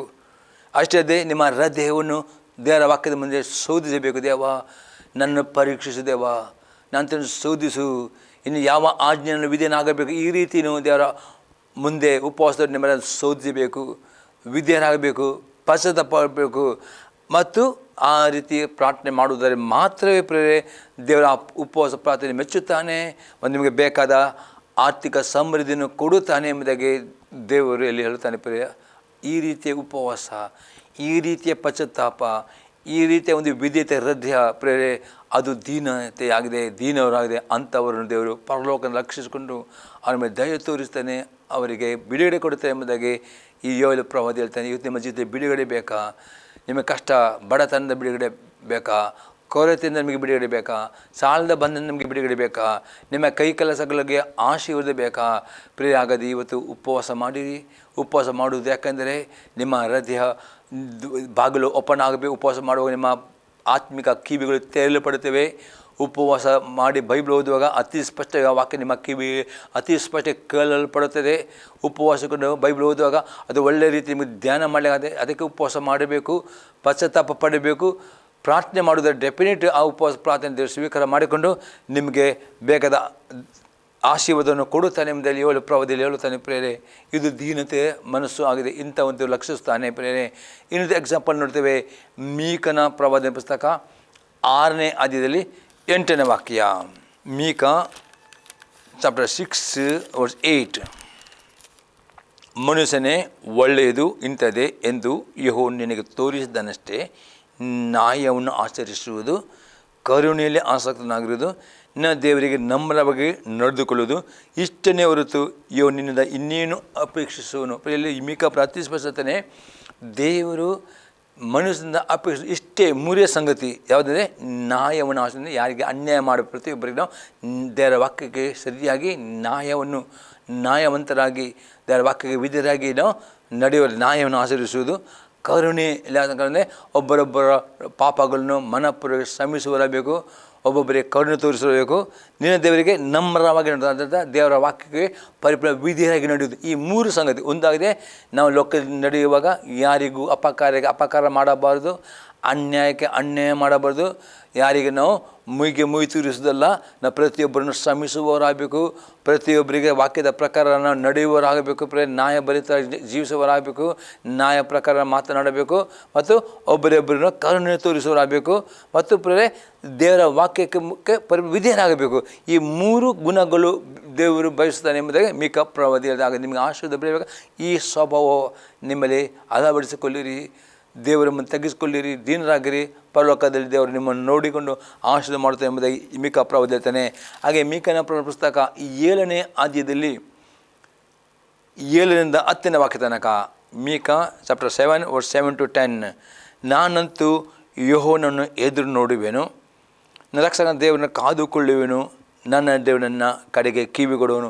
ಇಲ್ಲಿ ಇನ್ನೊಂದು ಸಂಗತಿ ನೋಡ್ತೇವೆ, ದೇವನ ಪ್ರಾರ್ಥನೆ ಉತ್ತರ ಕೊಡುವ ತನಕ ನೀವು ನಂಬಿಕೆಯಲ್ಲಿ ಕಾದುಕೊಳ್ಳಬೇಕು. ಇನ್ನೊಂದು ದೀನತೆ ಅರ್ಥವಾಗಿದೆ. 8ನೇ ವಾಕ್ಯ, ನನ್ನ ಶತ್ರುವೇ ನನ್ನ ವಿಷಯದಲ್ಲಿ ಹಿಗ್ಗಬೇಡ, ನಾನು ಬಿದ್ದಿದ್ದರೂ ಏಳುವೆನು, ಕತ್ತಲೆ ಕೂತಿದ್ದರೂ ಯೆಹೋವನು ನನಗೆ ಬೆಳಕಾಗಿನು. ನಿಮಗೆ ಹೌದು, ನಿಮ್ಮ ಜೀವಿತದಲ್ಲಿ ನೀವು ಪಾಪ ಮಾಡಿರುವಾಗ ದೇವರ ಅವಿಧೇಯರಾಗುವಾಗ ದೇವರು ಪ್ರತಿಯೊಬ್ಬ ಅವಿಧೇಯತೆಗೆ ಶಿಕ್ಷೆ ಕೊಡುತ್ತಾನೆ ಎಂಬುದರಲ್ಲಿ ಈ ಮೀಕನು ಇಲ್ಲಿ ಹೇಳ್ತಾನೆ. ಅಲ್ಲಿ 9ನೇ ವಾಕ್ಯತೆ, ನಾನು ಇವನಿಗೆ ಪಾಪ ಮಾಡಿದ್ರಿಂದ ಆತನ ರೋಸಂತ ಆಳಿಕೊಂಡಿರುವೆನು, ಕಾನೂನು ಕಾಲಕ್ಕೆ ಆತ ತನ್ನ ವ್ಯಾಸವನ್ನು ನಿರ್ವಹಿಸಿ ನನಗೆ ನ್ಯಾಯವನ್ನು ತೀರಿಸನು, ನನ್ನ ಬೆಳಕಿಗೆ ತರುವನು, ಆತನ ರಕ್ಷಣಾ ಧರ್ಮವನ್ನು ನೋಡುವೆನು. ಎಲ್ಲಿ ನೋಡ್ತೇವೆ, ಇಲ್ಲಿ ಮೀಕ ಪ್ರವಾದಿ ಹೇಳ್ತಾನೆ, ಯಾವಾಗ ನೀವು ಪಾಪ ಮಾಡುತ್ತೀರೋ ದೇವರ ಆಜ್ಞೆಗೆ ಆಗದೆ ಪ್ರತಿಯೊಬ್ಬ ಪಾಪ ಮಾಡುವವರಿಗೆ ದೇವರಾಜ ಅವರಿಗೆ ಶಿಕ್ಷೆಯನ್ನು ಕೊಡುತ್ತಾನೆ. ಆ ಶಿಕ್ಷೆ ಬರುವಾಗ ನೀವು ಮನಸ್ಸಿಗೆ ಕುಂದಿ ಹೋಗದಾಗೆ ನೀವು ಸೈತನಿಗೆ ಹೇಳಬೇಕು, ನನ್ನ ಶತ್ರುವೇ ನನ್ನ ವಿಷಯದಲ್ಲಿ ಹೀಗೆ ಬೇಡ, ನಾನು ಬಿದ್ದಿದ್ದರೂ ಹೇಳುವೆನು, ಕತ್ತಲೆ ಕೂತಿರುವ ನನಗೆ ಬಲಕ್ಕಾಗಿರುವನು. ಈ ರೀತಿ ನೀವು ಮನಸ್ಸನ್ನು ನೀವು ಕುಂದಿ ಹೋಗಲಿಕ್ಕೆ ಬಿಡದೆ ದೇವರ ವಾಕ್ಯವನ್ನು ಅರಿಕೆ ಮಾಡಿಕೊಂಡು ನಿಮ್ಮ ಮನಸ್ಸನ್ನು ಉತ್ತೇಜನ ಮಾಡಬೇಕು. ಸೈತನ್ ನಿಮಗೆ ಅಪರಾಧಿ ಅಂತ ತಿಳ್ಕೊಳ್ಳಲಿಕ್ಕೆ ಆಗದೆ ಸೈತನನ್ನು ವಾಕ್ಯದ ಮುಖಾಂತರ ಆತನನ್ನು ಸೋಲಿಸಬೇಕು ಎಂಬುದಾಗಿ ಮೀಕ ಹೇಳ್ತಾನೆ. ಹೀಗೆ ಮಾಡುವುದಾದರೆ ದೇವರು ತಕ್ಕ ಸಮಯದಲ್ಲಿ ನಿಮ್ಮ ಪಾಪಕ್ಕೆ ದೇವರು ಶ್ರಮಿಸೋದು ಮಾತ್ರ ಅದರ ಬಂದ ಶಿಕ್ಷೆಯಿಂದ ನಿಮಗೆ ಬಿಡುಗಡೆ ಕೊಡೋದು. ಆ ಸಮಯ ತನಕ ನೀವು ದೇವರನ್ನು ತಗ್ಗಿಸಿಕೊಳ್ಳಬೇಕು, ಕಾದುಕೊಳ್ಳಬೇಕೆಂದರೆ ಮೀಕ ಹೇಳ್ತಾನೆ. ಮತ್ತು ಆಗ 10ನೇ ವಾಕ್ಯ, ದೇವರ ಯೆಹೋವನು ಎಲ್ಲಿ ಎಂದು ನನ್ನೊಂದು ಸತ್ತುಗಳಿದ್ದನ್ನು ನೋಡುವಾಗ ನಾಚಿಗೆ ಅವನು ಕವಿತುಕೊಳ್ಳುವುದು, ನಾನು ಅವನ ಕಣ್ಣಾರಿ ನೋಡುವೆನು, ಈಗಲೇ ಬೀದಿಗಳ ಕೆಸರಂತೆ ತುಳಿತಗಿಡವರು. ಈ ರೀತಿ ನೀವು ಮಾಡುವುದೆಂದರೆ ನಿಮ್ಮ ಪಾಪಕ್ಕೆ ಶಿಕ್ಷೆ ಅನುಭವ ಮಾಡಲೇಬೇಕು ಪ್ರೇರೆ. ಆ ಶಿಕ್ಷೆ ಅನುಭವ ಮಾಡುವಾಗ ನೀವು ಸುಮ್ಮನೆ ಇದ್ದುಕೊಂಡು ಸೋತು ಹೋಗದೆ ಕುಂದಿ ಹೋಗದೆ ನಿಮ್ಮ ಮನಸ್ಸಿನಲ್ಲಿ ದೇವರ ಹತ್ರ ಪ್ರಾರ್ಥನೆ ಮಾಡೋದು ಮಾತ್ರ ಅಲ್ಲ, ನಿಮ್ಮ ಮನಸ್ಸಿಗೆ ಬರೋ ಆಲೋಚನೆಗಳಿಗೆ ಸಹಿತ ನನಗೆ ಮಾತಾಡಬೇಕು. ಶತ್ರುವೇ ನನ್ನ ವಿಷಯ ಹಿಗ್ಗಬೇಡ, ನಾನು ಬಿದ್ದರೆ ಹೇಳುವೆನು, ಕತ್ತಲೆ ಕೂತಿದ್ದೆಯೋ ನನಗೆ ಬೆಳಕಾಗಿರು ಎಂಬುದಾಗಿ ನಂಬಿಕೆಯ ಮಾತನ್ನು ಮಾತಾಡಿಕೊಂಡು ಅಪೊಸ್ತಲ ಬರ್ತಾನೆ. ನಂಬಿಕೆ ಗುರಿಯನ್ನು ಹಿಡಿದುಕೊಳ್ಳಿರಿ, ಆ ಕೆಟ್ಟು ಅಗ್ನಿ ಬಾಣ ಆರಿಸೋಕೆ ಸಕ್ತರವರು ಸೈತನ ಪ್ರೇರೆ. ನಿಮ್ಮ ಮನಸ್ಸಿಗೆ ನಾನಾ ರೀತಿ ಕೆಟ್ಟು ಅಗ್ನಿ ಬಾಣಗಳನ್ನು ಅಪನಂಬಿಕೆ, ನಿರಾಶೆ, ಜಿಗುಪ್ಸೆ, ಚಿಂತೆ ವ್ಯತ್ಯತರುವಾಗ ನಂಬಿಕೆಯ ವಾಗ್ದಾನ ಮಾತನಾಡಿಕೊಂಡು ನಿಮ್ಮ ಮನಸ್ಸು ಕುಂದಿ ಹೋಗ್ಲಿಕ್ಕೆ ನೀವು ಬಿಡದೆ ಆ ದೇವ್ರನ್ನ ಬಿಡುಗಡೆ ತನಕ ಕಾದುಕೊಳ್ಳಬೇಕು. ಇದು ಹೀಗೆ ಮಾಡುವಾಗ ದೇವರು ತಕ್ಕ ಸಮಯದಲ್ಲಿ ನಿಮಗೆ ಆ ಒಂದು ಕಷ್ಟದಿಂದ ಬಿಡುಗಡೆ ಕೊಡುತ್ತಾನೆ, ಶಿಕ್ಷೆ ಬಿಡುಗಡೆ ಕೊಡುತ್ತಾನೆ ಎಂಬುದೇ ಮೀಕನ್ನು ಹೇಳ್ತಾನೆ. ಈ ರೀತಿಯ ಪ್ರೇರೆ ದೀನತೆಯ ಹೃದಯ ನಿಮ್ಮಲ್ಲಿ ಬರುವುದಾದರೆ 100% ನಿಮ್ಮನ್ನು ಆಶೀರ್ವಾದ ಮಾಡ್ತಾನೆ ಎಂಬುದಾಗಿ ನಾವಿಲ್ಲಿ ನೋಡ್ತೇವೆ. ಈಗ ಹೊಸ ನಂಬಿಕೆಯನ್ನು ನೋಡ್ತೇವೆ ದೀನತೆಯ ಬಗ್ಗೆ ನೋಡೋಪ್ರೆ. ಮತ್ತೆ ಬರೋ ಸುವಾರ್ತೆ 18ನೇ ಅಧ್ಯಾಯದಲ್ಲಿ 1ರಿಂದ 4ನೇ ವಾಕ್ಯ ತನಕ, ಮಾಥ್ಯೂ ಗಾಸ್ಪಲ್ 18:1-4. ಆ ವೇಳೆಯಲ್ಲಿ ಶಿಷ್ಯರು ಯೇಸುವಿನ ಬಳಿಗೆ ಬಂದು ಪರಲೋಕ ರಾಜ್ಯದಲ್ಲಿ ಯಾವನು ಹೆಚ್ಚಿನವನು ಎಂದು ಕೇಳಲು, ಆ ಚಿಕ್ಕ ಮಗುವನ್ನು ಹತ್ತಿರ ಕರೆದು ಅವರ ನಡುವೆ ನಿಲ್ಲಿಸಿ ಅವರಿಗೆ, ನೀವು ತಿರುಗಿಕೊಂಡು ಚಿಕ್ಕ ಮಕ್ಕಳಂತೆ ಆಗದೆ ಹೋದರೆ ನೀವು ಪರಲೋಕ ರಾಜ್ಯದಲ್ಲಿ ಸೇರುವುದೇ ಇಲ್ಲ ಎಂಬುದು ನಿಮಗೆ ಸತ್ಯವಾಗಿ ಹೇಳುತ್ತೇನೆ.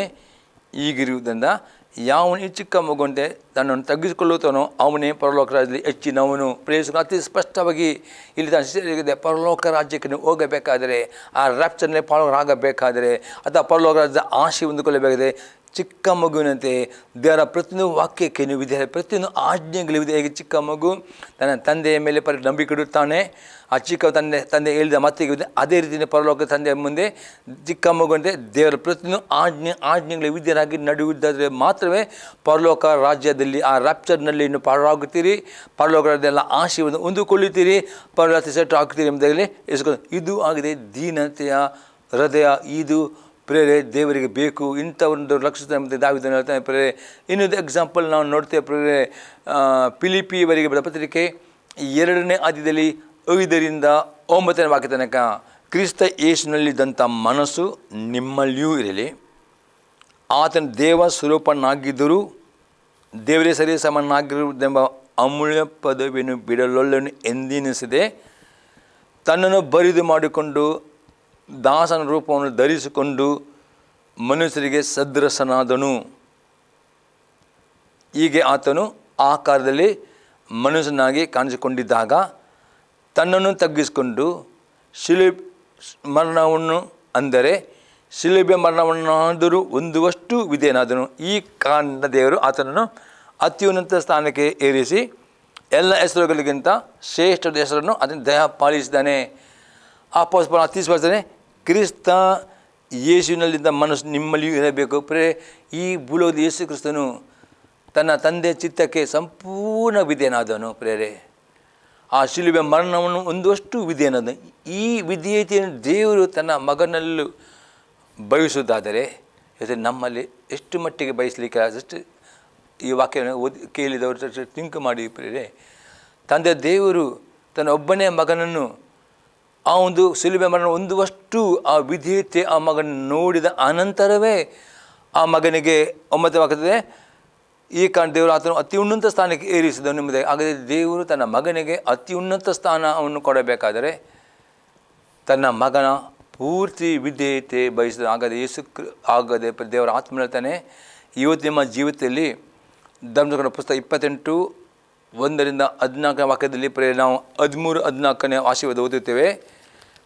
ಧರ್ಮಸ್ಕರ ಪುಸ್ತಕ 28ನೇ ಅಧ್ಯಾಯದಲ್ಲಿ 13 ಮತ್ತು 14ನೇ ವಾಕ್ಯ ಓದುತ್ತೇನೆ. ನಾನು ಈಗ ನಿಮಗೆ ಬೋಧಿಸುವ ಮಾತುಗಳನ್ನು ಬಿಟ್ಟು ಎಡಬಲಕ್ಕೆ ತೊಲಗದೆ ಬೇರೆ ದೇವರುಗಳನ್ನು ಅವಲಂಬಿಸದೆ ನಿಮ್ಮ ದೇವರ ಯವನ ಆಜ್ಞೆಗಳಲ್ಲೇ ಲಕ್ಷ್ಯವಿಟ್ಟು ಅವುಗಳನ್ನೇ ಅನುಸರಿಸಿ ನಡೆದರೆ ಆತ ಇತರರಿಗೆ ನಿಮ್ಮನ್ನು ಅಧೀನ ಮಾಡದೆ ಎಲ್ಲರಿಗೂ ಶಿರಸ್ನಾಗಿಯೇ ಮಾಡುವನು. ನೀವೆಲ್ಲರಿಗಿಂತಲೂ ಮೇಲರಾಗಿರುತ್ತೇವೆ, ಕೆಳರಾಗುವುದಿಲ್ಲ. ಈ ರೀತಿಯ ಒಂದು ಆಶೀರ್ವಾದ ಅಂದರೆ ಎಲ್ಲರಿಗಿಂತಲೂ ಮೇಲರಾಗಬೇಕು, ಕೆಳರಾಗೋದು ನೀವು ಯಾರಿಗೆ ಅಧೀನರಾಗಬಾರ್ದು. ಆ ರೀತಿಯ ಅತಿ ಉನ್ನತ ಆಶೀರ್ವಾದ ನಿಮಗೆ ಬೇಕು ಇರೋದಾದರೆ ಪ್ರೇ ಒಂದೇ ಕಂಡೀಷನ್ ಆಗಿದೆ ಪ್ರೇ ದೀನ ಮನಸ್ಸೆಂದರೆ ಯೇಸು ಕ್ರಿಸ್ತನು ತನ್ನ ದೇವರ ಒಬ್ಬನೇ ಮಗನು ಆದರೂ ಸಹ ದೇವರ ಮುಂದೆ ಆತನು ದೇವರ ಚಿತ್ತಕ್ಕೆ ವಿಧೇಯನಾಕೊಂಡು ಶಿಲುಬೆ ಮರಣವನ್ನು ಹೊಂದುವಷ್ಟು ವಿಧೇಯನಾದನು. ಈ ಕಾರಣದಿಂದ ಎಂದು ಅರ್ಥ, ದೇವರು ಯೇಸು ಕ್ರಿಸ್ತ ಒಂದು ವೇಳೆ ಶಿಲುಬೆಯಲ್ಲಿ ಸಾಯದಿದ್ದರೆ ಆತನ ಹೆಸರಿಗೆ ಅತಿ ಉನ್ನತ ಸ್ಥಾನವನ್ನು ಆತನಿಗೆ ಸಿಗುತ್ತಿರಲಿಲ್ಲ. ಆದರೆ ಯೇಸು ಕ್ರಿಸ್ತನು ಪರಿಪೂರ್ಣವಾಗಿ ತನ್ನನ್ನು ತಗ್ಗಿಸಿಕೊಂಡು ಮನುಷ್ಯರನ್ನು ಧರಿಸಿಕೊಂಡು ಶಿಲುಬೆಯನ್ನು ಒಂದಷ್ಟು ವಿಧೇಯತೆ. ಈ ಕಾರಣದಿಂದ ಎಂಬುದಾಗಿ ಅಪ್ಪಸ್ತಲ ಪೌಲ ಮತ್ತು ಈ ಕಾರಣದಿಂದ ಅರ್ಥಾತ್ ಆತನ ವಿಧೇಯತೆಯ ಕಾರಣದಿಂದ ದೇವರ ಅತಿ ಉನ್ನತ ಸ್ಥಾನ ಆಗದೆ. ನಿಮಗೆ ಅತಿ ಉನ್ನತವಾದ ಆಶೀರ್ವಾದ ಬೇಕು. ಎಲ್ಲ ಕುಟುಂಬಗಳಿಗಿಂತ ನಿಮ್ಮ ಕುಟುಂಬ ಮೇಲರಾಗಬೇಕು, ಯಾರಿಗೆ ಅಧೀನರಾಗಬಾರ್ದು, ಎಲ್ಲ ಸಾಲಿನ ಬಿಡುಗಡೆಯಾಗಬೇಕು. ಅದು ಈ ಆಶೀರ್ವಾದ ಸಿಗಬೇಕಾ ಪ್ರೇ ಒಂದೇ ಕಂಡೀಷನ್, ದೇವರ ವಾಕ್ಯ ದಿನ ಓದಬೇಕು, ದೇವರ ಪವಿತ್ರಾತ್ಮ ಅಂತ ಬೇಡಬೇಕು. ಪವಿತ್ರಾತ್ಮ ಇನ್ನು ಯಾವ ಕ್ಷೇತ್ರದಲ್ಲಿ ಇನ್ನು ಯಾವ ಆಜ್ಞೆ ನಾನು ವಿಧೇಯನಾಗಬೇಕು, ಪವಿತ್ರಾತ್ಮ ನನಗೆ ಕಲಿಸಿಕೊಡೋದಕ್ಕೆ ನೀವು ಆ ರೀತಿ ದಿನಾಲೂ ಪ್ರಾರ್ಥನೆ ಮಾಡುತ್ತಾರೆ.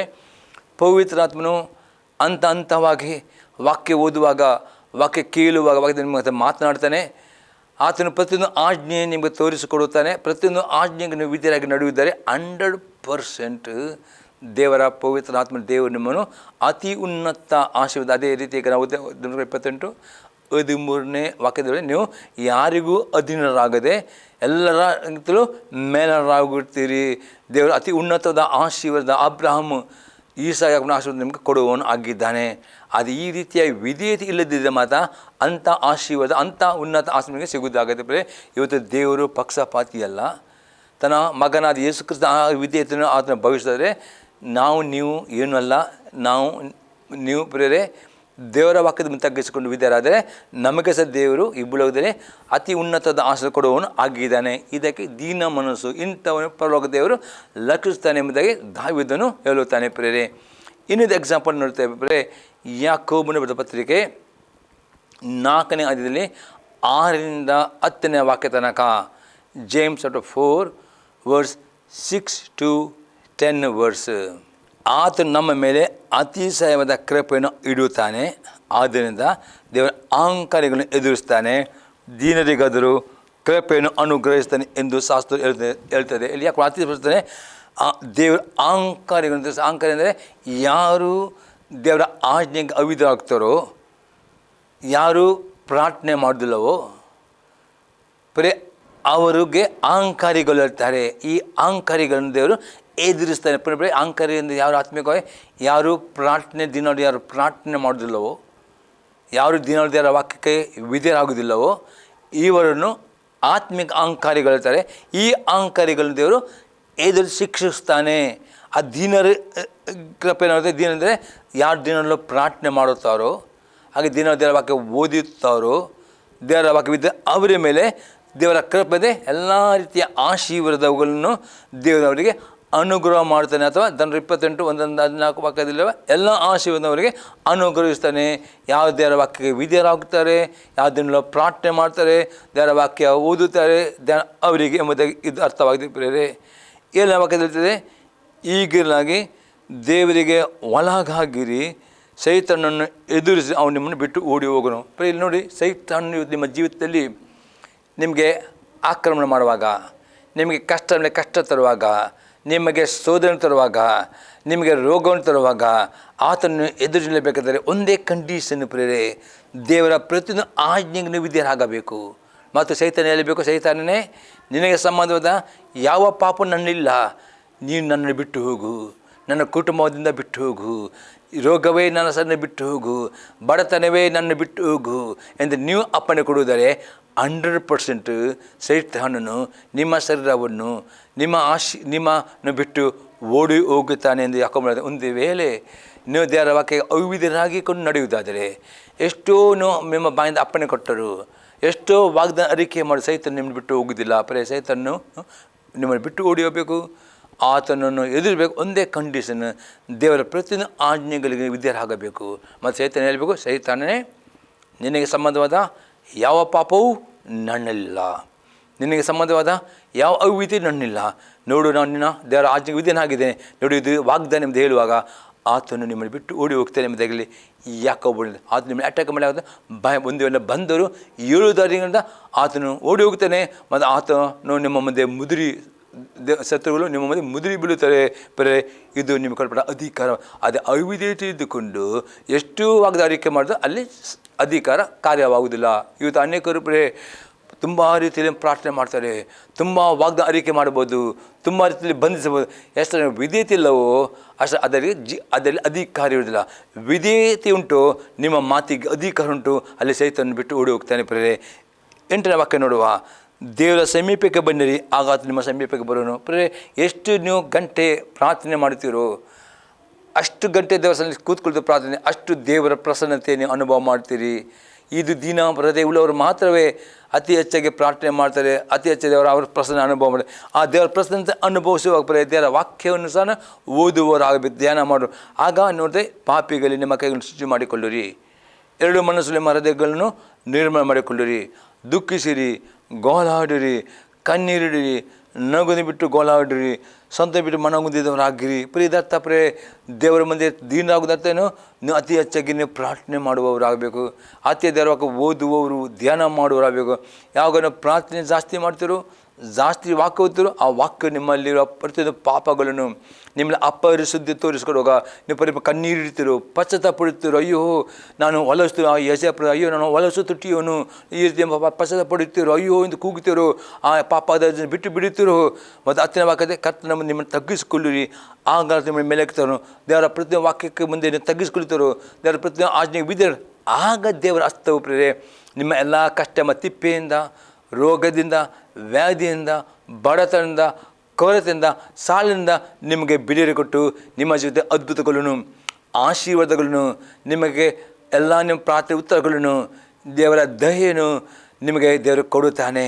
ನೀವು ಬೇಡಿಕೊಂಡ ಅತಿ ಹೆಚ್ಚಾಗಿ ಹೊಂದುತ್ತೀರಿ, ನೀವು ನಿರೀಕ್ಷಿಕೊಂಡು ಜಾಸ್ತಿ ಒಂದು. ಯಾಕಂದರೆ ಈ ರೀತಿಯ ದೀನ ಹೃದಯ ದೇವರು ಪರಲೋಕದಲ್ಲಿದ್ದಾನೆ.